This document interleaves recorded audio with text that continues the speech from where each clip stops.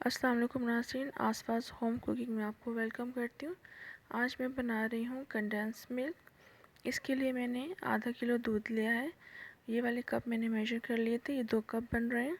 इसमें जाएगा खुश्क दूध, ये आधा कप है, और चीनी जाएगी, ये वाले कप मैंने मेजर किए चीनी का, ये आधा कप बनता है। अगर आप स्पून्स में मेजर करेंगे तो ये 3 टेबल स्पून ये वाले भर के खुश्क दूध है, और 3 टेबल स्पून ही भर के चीनी जाएगी। इन दोनों चीज़ों को दूध में मिक्स करके हम पैन में डालेंगे और फिर हम पकने के लिए रखेंगे। ये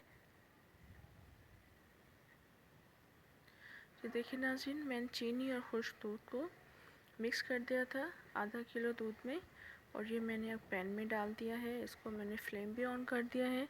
इसको हम पकाते रहेंगे जब तक ये गाढ़ा होना शुरू हो जाएगा, और फिर मैं आपको इसकी कंडीशन दिखाऊंगी ये कितना गाढ़ा हुआ है और कितना चाहिए हमें।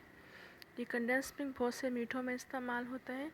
आप आइसक्रीम में भी यूज़ कर सकते हैं, केक्स वगैरह में भी यूज़ होता है। मैं इसको घर में बना कर रख लेती हूँ, फिर मुख्तलिफ़ मीठों में इस्तेमाल करती हूँ। चलिए इसकी कंडीशन देखते हैं। जब तक मैं इसको पकाती हूँ, गाढ़ा करती हूँ, फिर कंडीशन आपको दिखाऊंगी। ये देखिए नाज़रीन, मैंने अभी फ्लेम बंद कर दिया है। तकरीबन मैंने इसको 10 मिनट पकाया था। देखिए अपनी इस कंडीशन में आ चुका है, अच्छा खासा थिक हो गया है। हमें बस इतना ही चाहिए था, क्योंकि ये ठंडा होने के बाद भी मज़ीद थिक होता है। आप इसको किसी कंटेनर वगैरह में रख कर फ्रिज में रख सकते हैं और मुख्तलिफ़ मीठों में इस्तेमाल कर सकते हैं।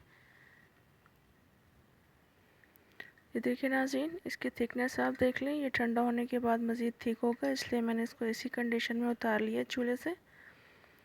इसको आप घर पे बना कर रख लें, मुख्तलिफ़ मीठों में इस्तेमाल करें। इसी के साथ मुझे इजाज़त दीजिए। अल्लाह हाफ़िज़।